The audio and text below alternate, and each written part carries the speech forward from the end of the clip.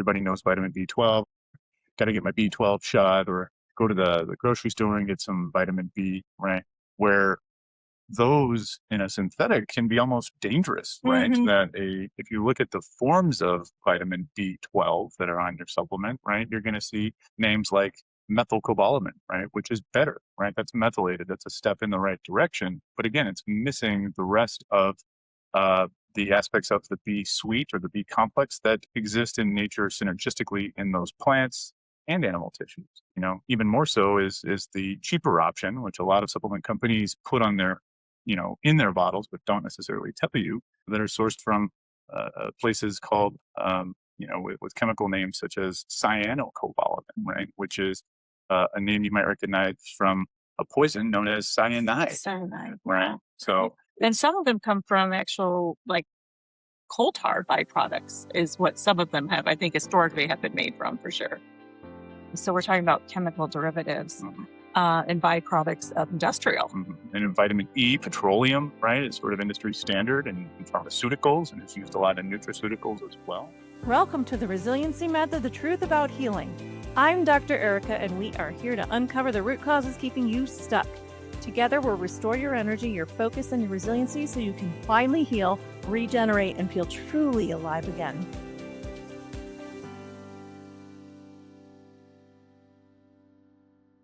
Whole food supplements are essentially the nutrients you don't want to put on your plate, but your body actually needs them the most. We're talking about the organ and glandular nutrition, adrenal tissue, liver, thyroid, the most nutrient dense parts of animals that earlier generations regularly ate, but most people avoid today. Welcome to the Resiliency Method, the Truth About Healing podcast. I'm Dr. Erica, and today I'm joined by Philip Schneider joining me for this conversation. Now, the better question we're asking today is really this: what makes whole food supplements different, and does it actually matter? Together, we're breaking down why the muscle meat most of us eat now is actually the least nutrient dense part of the animal, and why organs like the adrenal glands are naturally rich in nutrients like vitamin C. We'll also explore how whole food concentrates can deliver organ nutrition in a simple tablet form without needing to actually put a fork and a knife into it.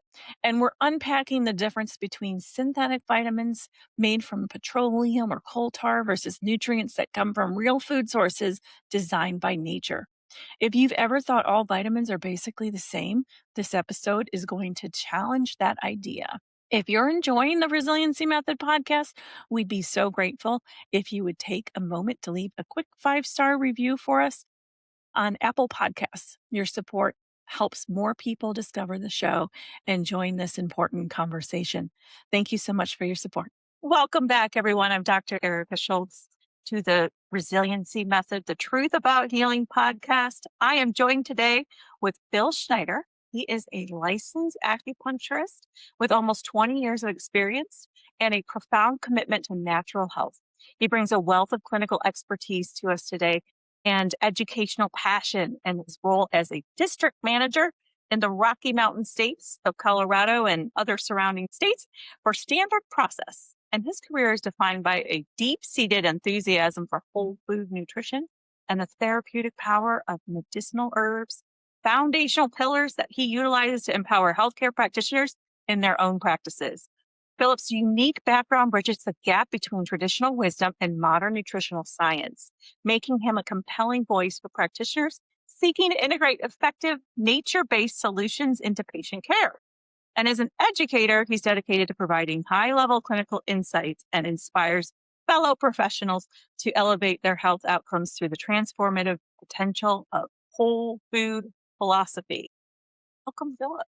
Thank you, Great Dr. to have you here. Great to be here. Yeah. And, I'm going to start off just playing off of your bio there in terms of talking about whole food. Because one of the things I've noticed is that when I talk to people about using whole foods for healing, oftentimes they kind of get this picture of what's on their plate. Because I think we've had a lot of discussion with the Whole30 diet and the importance of coming back to dietary day-to-day food consumption, meal planning that's based on using whole foods, which is awesome, right? But today we're talking about whole foods from a standpoint of supplementation. I'm going to kick you off there and I love it. making the distinction of what we mean that differs from what's on our plate, whole foods, to what we're talking about supplement wise. Right. And in terms of supplements, right, the standard process is truly the original and I think most well reputed, most efficacious brand for whole food nutrition. And yeah, very different than the food that goes on your plate, which is obviously crucially important. Yes. But we make whole food concentrated supplements, right? In a world where there are so many options for vitamins and supplements made synthetically in a lab, isolated to a specific molecule. Mm. Whole foods, by our definition, is actually utilizing the power, nature, the wisdom of our planet to feed people's bodies in a way that they can react to and absorb nutrients the way that Mother Nature intended compared to how they were built in a lab. Absolutely. And one of the things I like to say about whole foods is these whole food supplements are the things that you actually don't want to put on your plate, but are still necessary for your body. And by that, what we're specifically talking about is most of us are getting our nutrition from the muscle of animals, Correct. right? We eat mostly the muscle or the fattier areas. Those are the least nutrient dense regions It's of true. the body. And oftentimes what we're talking about whole food supplements is Organs, glands, right?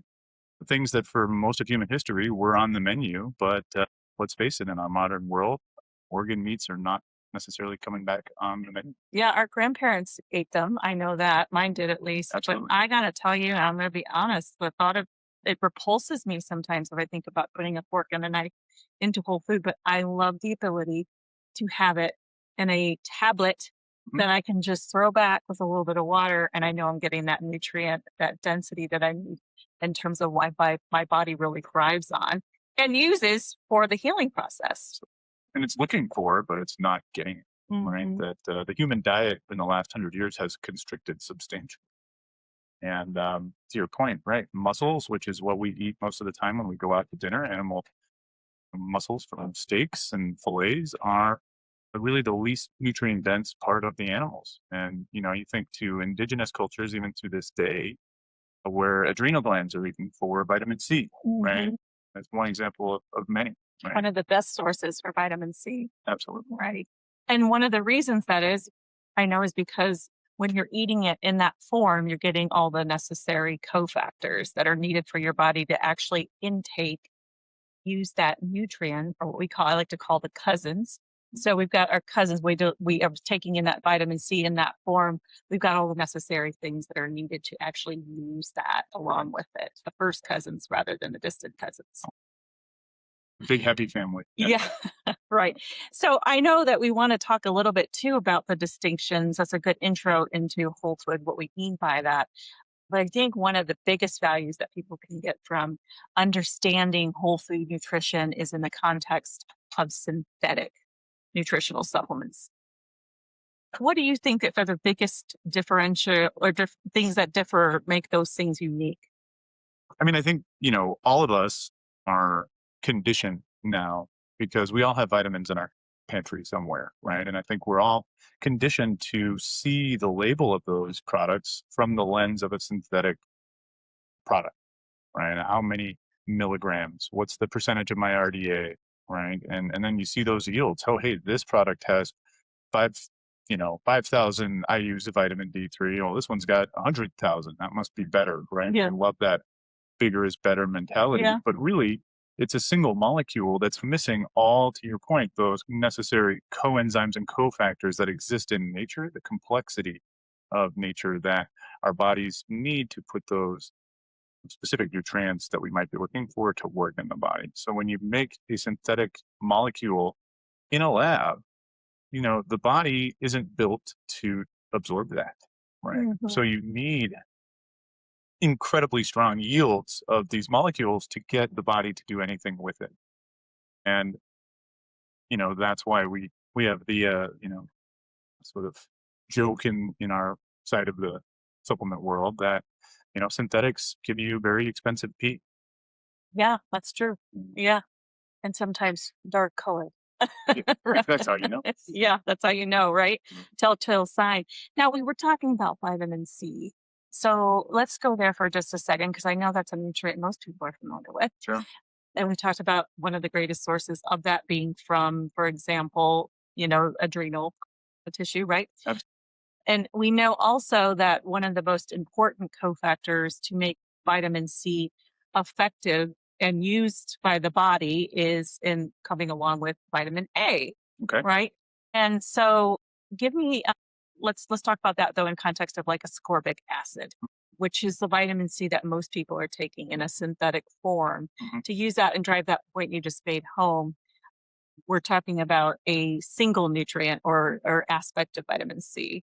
How would you describe that a little bit further in terms of the uses of ascorbic acid or the vitamin C that most people are buying off the shelf in the Right. supermarket? Yeah. Again, here's a molecule, ascorbic acid, that's synthesized in a lab that most of us think of as, oh, ascorbic acid, that's vitamin C, right? That's how conditioned we all are to look at Mhm. these molecules Mhm. as, um, you know, what our body needs, right? Where in reality, vitamin C exists in nature almost as an entire complex, right? And not just of one type of vitamin C, but again, you think of like your B vitamins, right? Like how many of them there are to make up that vitamin B complex, right? Mhm. And vitamin C in a whole food form has a wide array of those additional, what we call coenzymes, and things like bioflavonoids,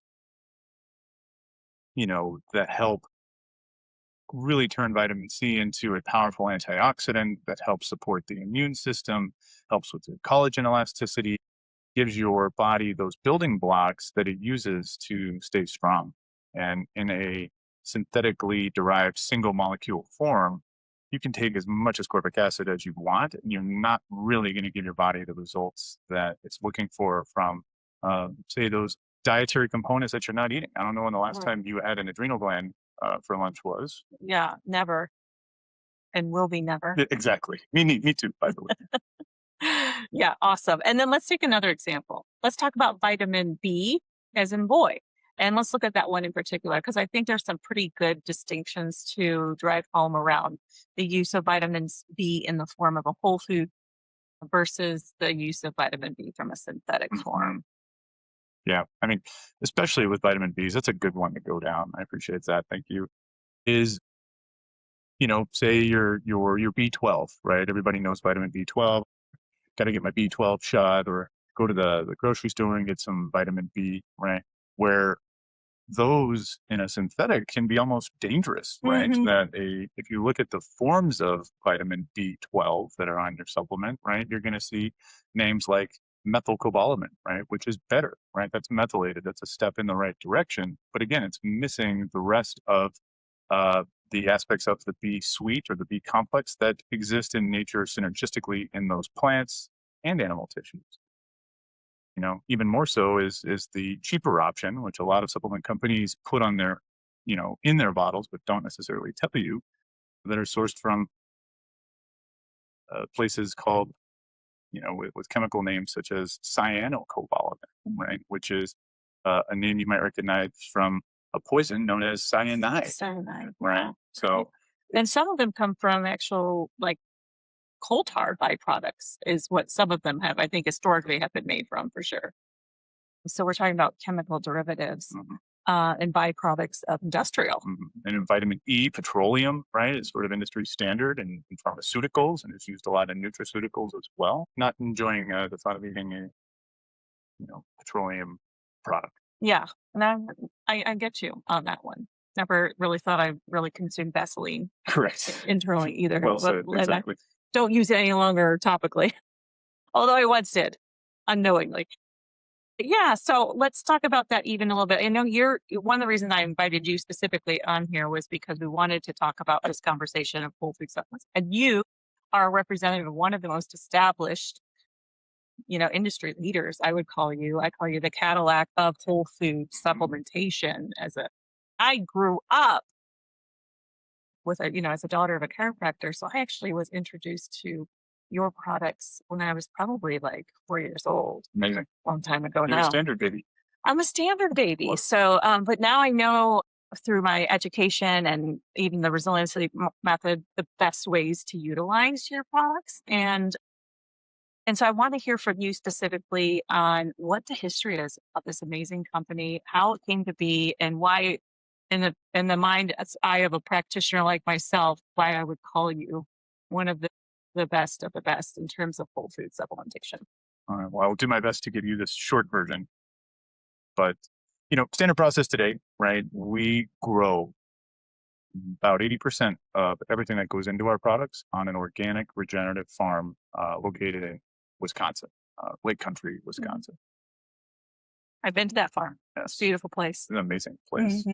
It's an organic farm, right? But it's also regenerative. Mm. So it's really the best of both worlds and thus really in a league of its own, where we really invest in soil health year over year without any pesticides or fertilizers, not just synthetic, but fertilizers in general. All we use to put back into our soils is the parts of the plants that don't go into our products. Yeah, and let's make that clarification too, because we started talking about a lot of animal Mhm. product in your product itself, but Sure. you equally as use phytonutrients inside your product, and many of those are actually grown right on your farm. Are you tired of treatments, protocols, and gurus who promise results but don't deliver? You're not alone. For years, I struggled with my own long term illness, and I know how frustrating it feels when nothing seems to work. That's why I developed the Resiliency Method. It's a science backed approach to combining the best of Western and ancient medicines to restore your body's natural intelligence. Patient after patient has discovered what's possible, living stronger, brighter, and more spiritually connected than ever before. Whether you're facing autoimmune issues, hormonal imbalances, weight struggles, or just feeling stuck, you don't need another quick fix. You need a clear path forward. Take the first step with a discovery call at drericaonline.com/discovery. That's DRERIKA online.com/discovery. Or dive deeper with a full initial consultation at drericaonline.com/initial-consultation, because your health, your clarity, and your freedom cannot wait.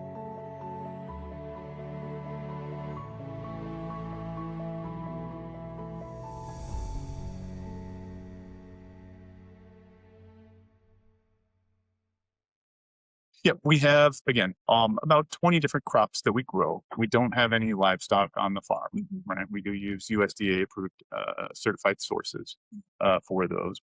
Yeah, most of the crops that we grow are the bulk of what goes into our product. And what's one of a few of the biggest ones? Say about a Spanish black radish. love the SBR. Yeah. Yeah. About a third of our organic farm, or about 300 of our almost 900 acres, is excuse me, buckwheat. Mm, And which is a source of what? so much more than Little Rascal. Mhm. Yeah. Um, Buckwheat is a superfood. It's Yeah. amazing. We don't think of it as much, although humans have been eating it for thousands of years. If you think of food products like kasha, right? Mhm. Buckwheat and soba noodles from Japan, right? And Mhm. worldwide, buckwheat is grown. But today, most of the buckwheat is sourced from like above 95% of it from Russia and China. Wow. Right? Whereas we grow ours on our organic regenerative farm in Wisconsin. But buckwheat is a multi-mineral in itself, abundant in magnesium, potassium, has the perfect zinc to copper ratio.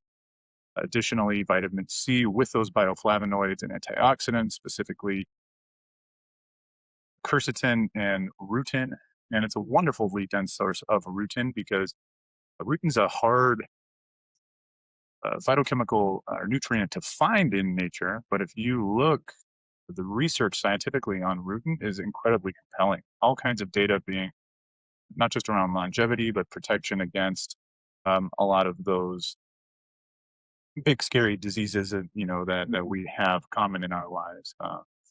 You know, Additionally, yeah, almost a full B complex vitamin in there, a mix naturally occurring of soluble fibers and insoluble fibers. So it's going to help with those cravings in between meals and that feeling of satiety. And you think about all these medications now that are making billions of dollars to do just that. And, obviously it's one piece of that pie. Mhm. But yeah, it's a wonderfully rich superfood, good for all kinds of things in the human body. Awesome. And then one of my favorite lines and areas of brilliance, and I feel like we should, as we talk about this particular type of product, we should probably go back to also even some of the history of standard process, because I think this is one of the things that makes your product line the most beneficial to Absolutely. modern day diseases. So we're going to talk and throw a big word out at to the listeners right now. Something called protomorphogens. Okay. Protomorphogens. We call them PMGs for short. And do you know how many off the top of your head are in that line?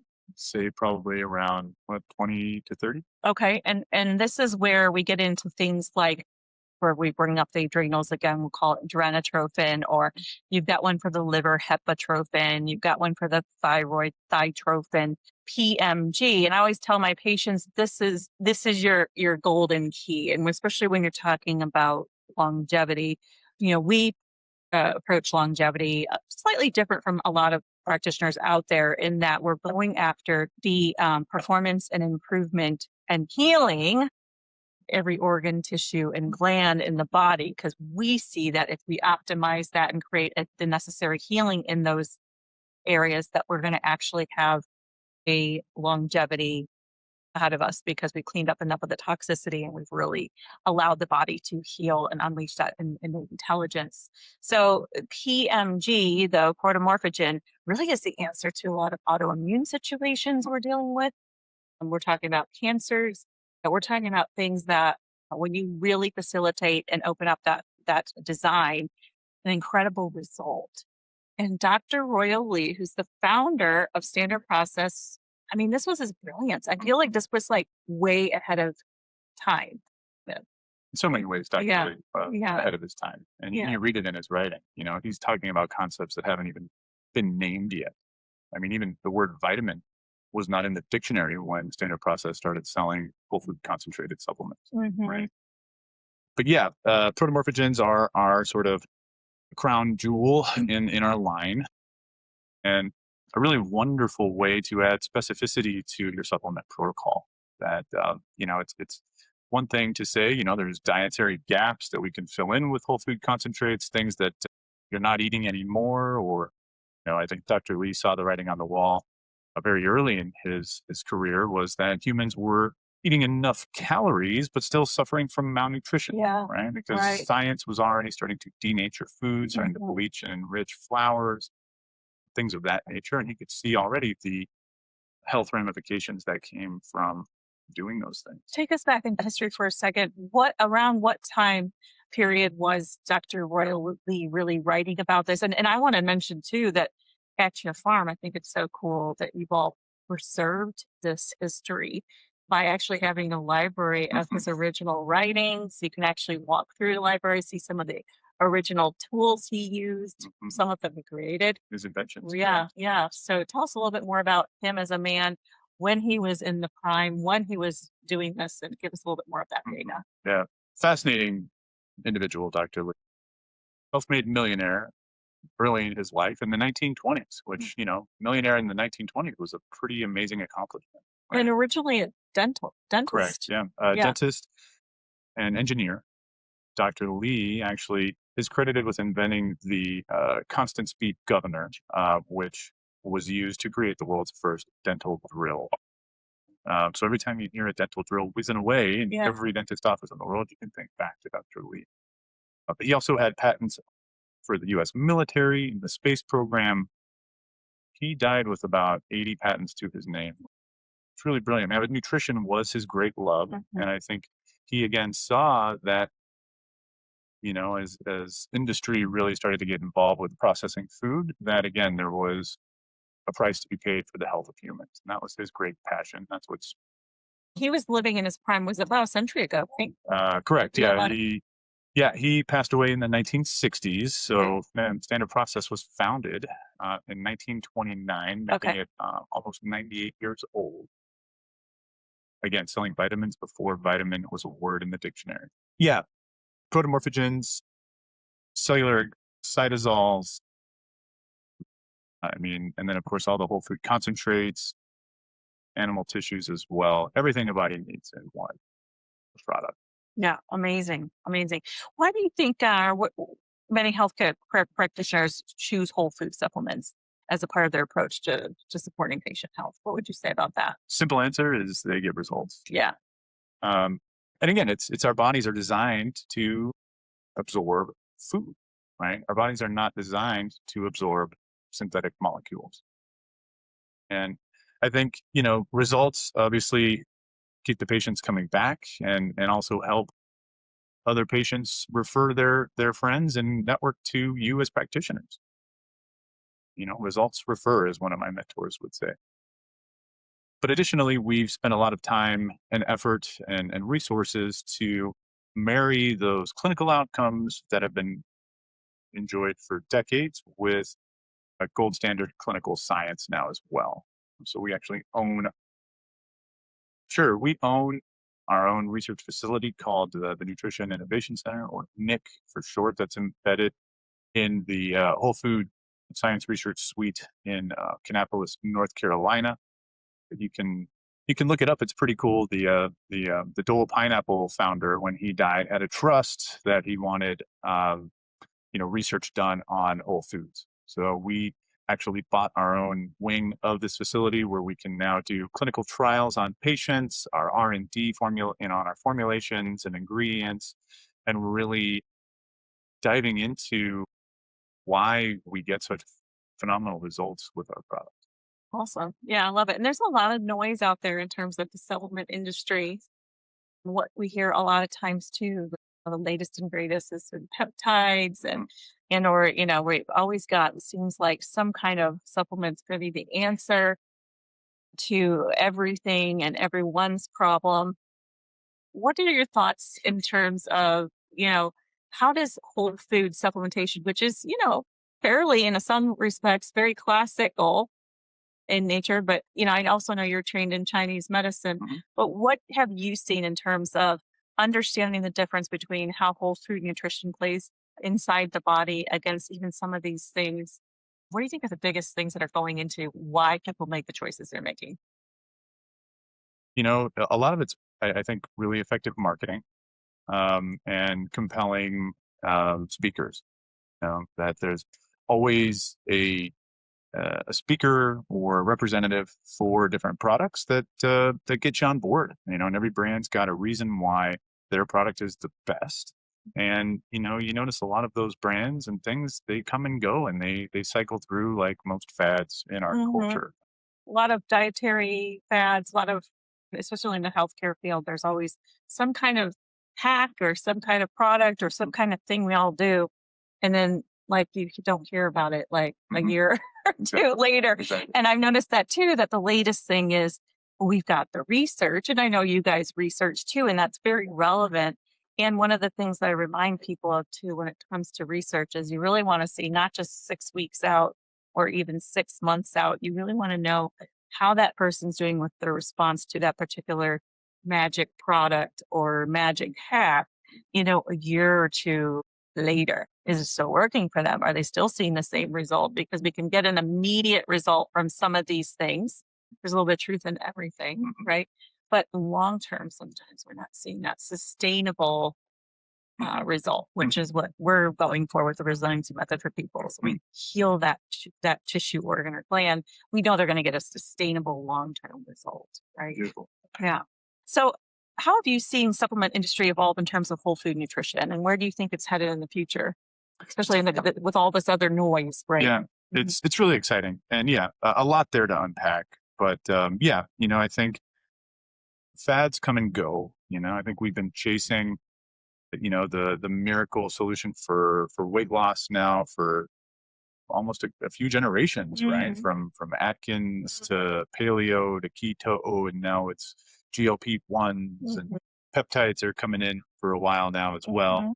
And you see the ante seems to be getting upped each time that innovation happens. That Mhm. the side effects and the long term outlook is getting more and more severe. But you know, to me, it makes it a really compelling case for Whole Foods, right? Because through the rise and fall of all these different crazes and fads, our products, whole food products, have basically stayed the same, and we've had to learn how to adjust our way of reacting to these influences, but not changing our products. The products have stayed the same, and the way that we educate has to adapt. But the products themselves have changed very little since the time they've been created, and many of them going back way to the early days. Awesome. Great. What do you think, wrapping this conversation up for today, what do you think is a better question that you would recommend that listeners ask themselves about Mhm. their health in general? And as particular as it applies to this particular topic. Absolutely. Well, speaking of supplements, I would like everyone to think about the supplements that you have in your home, the supplements you put in your body. Where do the individual ingredients come from? Ooh, Do yeah. you know where they're sourced, how they're made, and really what is the long-term goal of that company? Many supplement companies now, it's a multi-billion dollar a year industry just in the United States, and it's around 25 to 30 in 2026. There's a lot of marketing involved and people are making a lot of money. And is that what's going to drive your health? So, with a company like Standard Process, we are still in family hands, right? We haven't been bought by private equity or pharmaceutical companies or Pfizer? yeah. Well, no, we're actually going to buy Pfizer. Is There was a rumor, yeah, a few we're years buying ago. Pfizer. So the healthcare practitioners still not in the know or being corrected on that. Yeah. They were not bought by Pfizer Or Nestle, right? or Nestle. But Yeah. no, we're actually the company is still held by the descendants of Dr. Royal Lee, and future generations of the family are, in active training and education right now, experientially, to carry our company forward for the next 100 years in family hands, which I think is really cool. Awesome. And that's so like not seen very much. But yeah, I've actually met these people. I've met the current owner who has an interesting story about, we won't get into today, about how he even acquired the company. That's a very good story. But genuine people, and a father who is training his children to take on and continue on the legacy of Standard Process, which is quite frankly amazing. So yeah, Awesome. to have these tools, and again, our process really integrates whole food nutrition into it because we see the value of using these tools, what nature intended to really produce a healing response, and it's the best way to do it.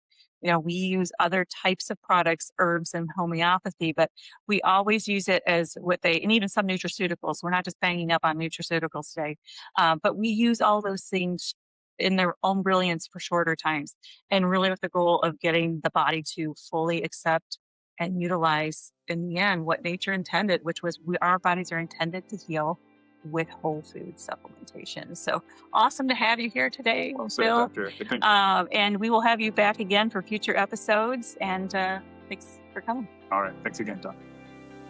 Thanks for tuning into the Resiliency Method, the Truth About Healing podcast. If this episode spoke to you, follow, share, and leave us a review. Are you ready to go deeper? Book your discovery call now at drericaonline.com/discovery and take your first step today.